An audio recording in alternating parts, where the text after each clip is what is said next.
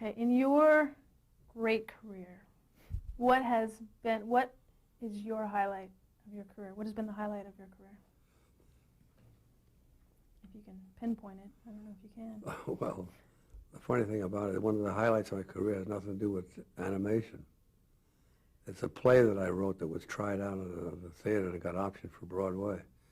That's one of my big highlights. I mean, that's something, you know.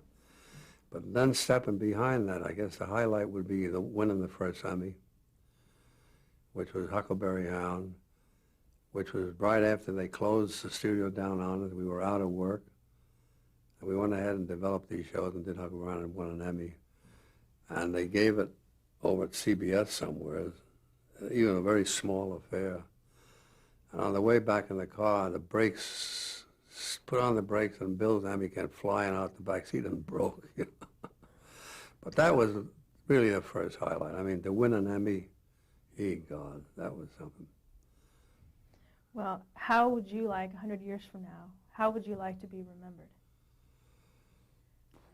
I just hope they remember as the creator of some very warm, loving, funny characters that made everybody happy and smile.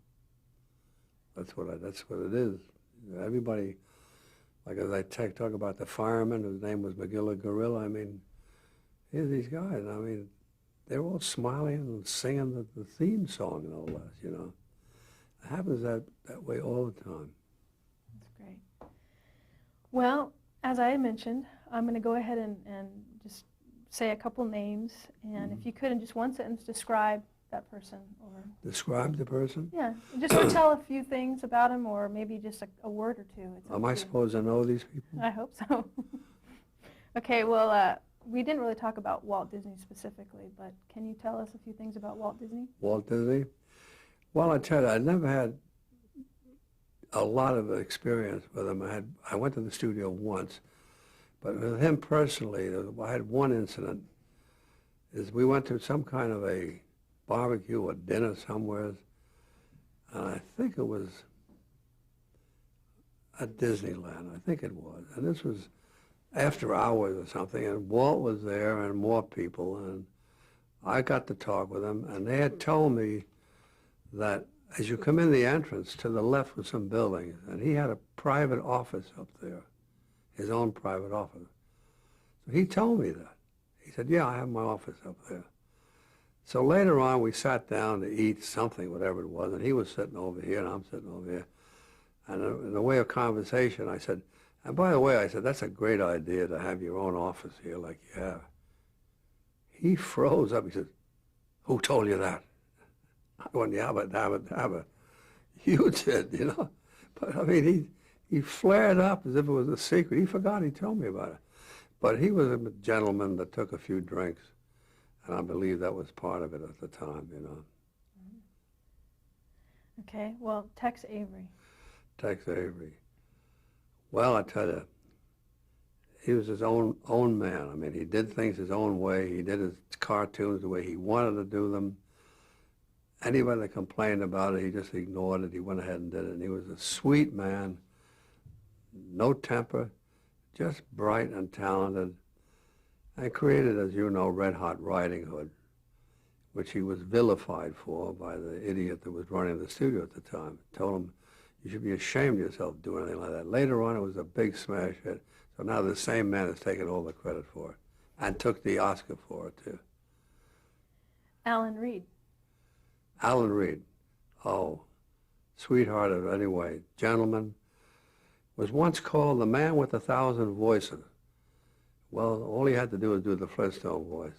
I'll tell you a strange thing. I recorded that show, 5 Flintstone shows, with 2 other men. Hal Smith and another man. They took the part of Fred and Barney. And each time I recorded, I didn't feel right. By the 5th show, I just said, I can't do this. Can't keep going this way. So I called back Alan Reed and Mel Blanc together. I had tried them out individually. When they worked together, the chemistry was there. The voices were right.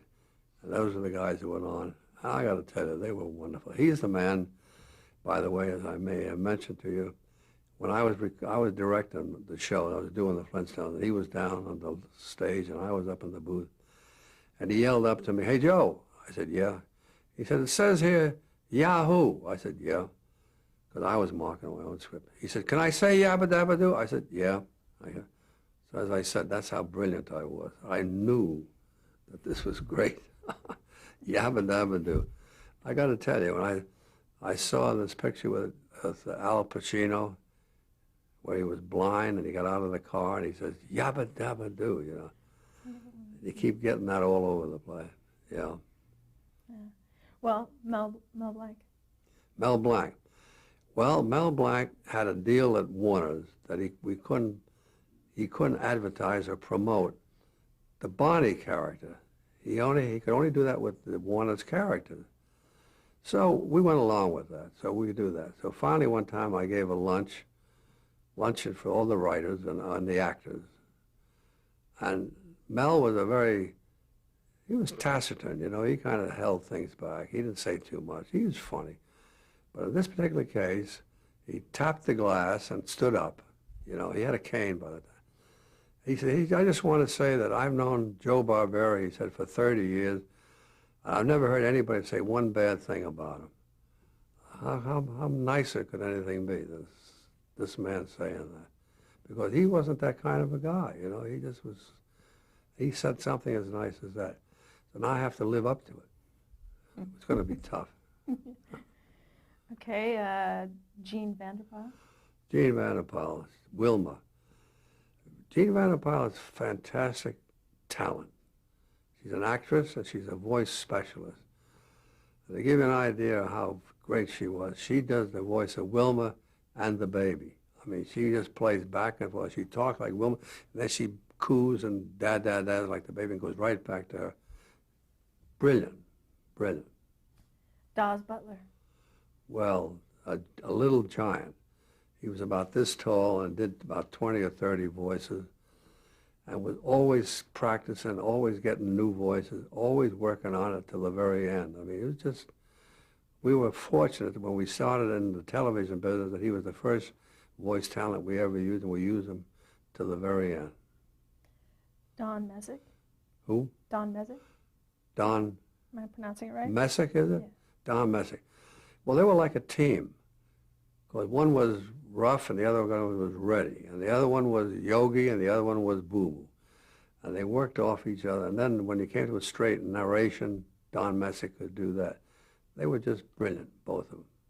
George O'Hanlon. Well, George O'Hanlon used to do a series called Behind the Eight Ball. And before that, he did different acting parts. And when we were casting on Jetsons, we finally reached George O'Hanlon. And once he started talking, we had our voice. Nice man, real charming, nice man, and perfect for the voice. Dan Gordon. Well, Dan Gordon, when I first got into the business at Van Buren, New York, he was there as an artist. And you just watched this man draw, and you said, how can he draw like that? It just came out of him. No effort, just draw, just go along and do these brilliant poses and all that. One problem he had was alcohol, unfortunately, which was the curse of most of the people in the business at the time. But you had to go out for lunch and have a drink at lunchtime, and then you had to, when you left the studio at night in New York, you go around the corner and stand at the bar for 2 hours drinking and talking. So that was the unfortunate part, but outside of that, possibly also the man that did the first two storyboards for Flintstone and really set the tone for him. Brilliant and a good friend of mine. One last one I'll give you. Fred Silverman. Who? Fred Silverman. Ha ha ho ho. Well, Fred Silverman had a volatile personality and terrified a lot of people. And he would just say what he wanted to say right off the top of his head. Nah.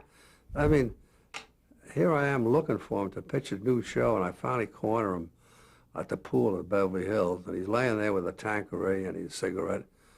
I said, Fred. He didn't know we were trailing him like hound dog. I said, Fred, did you see Born Free? Now, I had a whole idea on that, and I had film and everything. I didn't get further than free. do you see more? He said, nah, and he threw the whole idea out.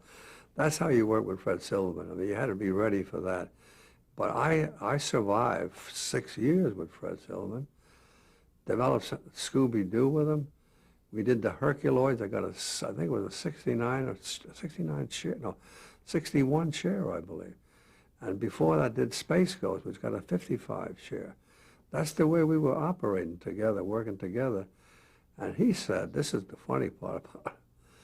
We're walking down the hall in CBS, and he's got his arm around me. This is the Grim Tower, or whatever they call it in New York. And he'd just been up to be the head of programming at CBS, the head man. He's walking down the hall, he's saying, you put me there, he had that voice. You put me there. I'll never, now mark my words. I'll never forget it. You put me there. You helped me there. I go, yes, Fred, yes. I'll mark my words. The next year, we crossed him somewhere or other. He said, you'll never work in this business again. I'm going to call every studio. You're going to be blacklisted and all that, because we complained about somebody he sent out there that we thought was doing a bad job. I didn't even do it. My agent did it. He canceled out the whole studio. Oh, God. You want to work in television business? Well, that's nothing. I could get 10 stories like that. We go out to dinner with Fred and get thrown out of the restaurant for something that he would do all the time. Like he walked into a restaurant, went down and sat down, and the maitre d' came following. Mr. Sir, please, sir. He sits down anyway. And the guy says, but sir, he says, do you know who I am? The guy says, so they got him out of there anyway, but that's what you had to put up with that stuff. Terrific guy. I get along with him great. And he's doing fine. Yeah. Who else you got there? That completes our interview. And it has been a pleasure. Thank you very much. It has? It has been a pleasure. Put that down on a tape and play it back. Now what are you going to do now? You stop the... All right? Anytime. Yeah. Who, me? Yeah, you. Well, now here's a piece of artwork that we're really proud of. What you see in this artwork is almost 80 of our characters, which represent like 3,000 half hours. And here's one of the real hot characters right now, Scooby-Dooby-Doo. And next to him, of course, is Fred Flintstone. And he's whispering into Bill Hanna's ear, and I'm listening.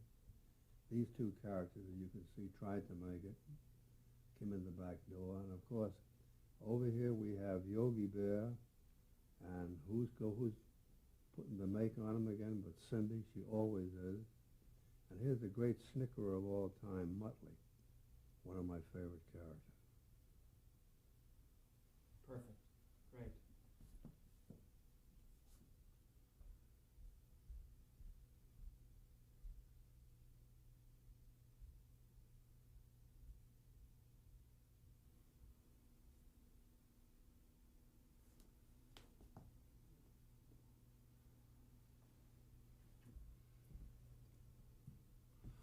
Now, this is a photo here that I'm very happy that we found just a couple of weeks ago.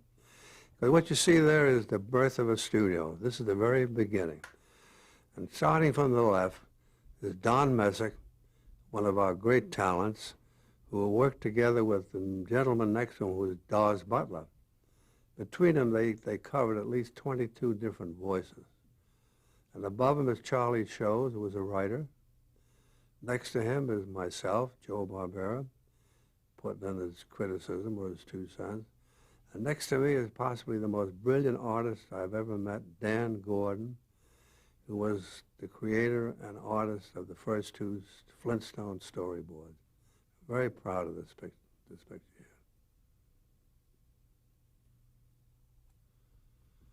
Now here's a photo of a very happy event. That was the time that Bill and I were awarded the Hall of Fame by the Academy. As you can see, this all took place down at Disney World. Had a wonderful turnout of people. And right there in front of us to the very left is Alan Alda. Next to him, Barry Diller. The next to him, Fred Friendly. And of course, our big star, Oprah Winfrey. And next to her, Bill Hanna. And rounding out the whole group is myself. This was a fabulous affair, attended by everybody in the industry, and I treasure it very, very much. Well, this particular photo is a very happy event. This was Tom and Jerry celebrating their first motion picture down at Disney World. And we were in a parade, a big parade. Bill wasn't able to make it that day, so we filled in. Jerry on the left, myself, Tom, and a very nice stranger came up for autographs. There was a tremendous parade and more screaming and yelling. I'll tell you, Tom and Jerry are great characters.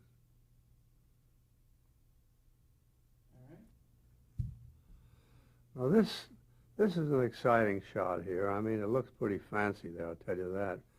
Now this happened to be a special for CBS. And at a certain point when we found the script, we found out that the producer had written in a dance sequence for Bill and I. Now, Bill got frantic. He even offered to pay $5,000 to get out of doing this, you know. But the producer wouldn't hear of it.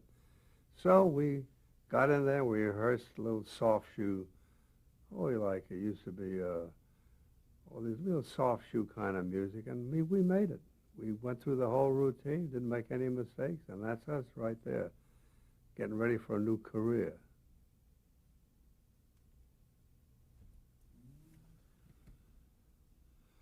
Oh, this here is a real tongue-in-cheek picture that I love.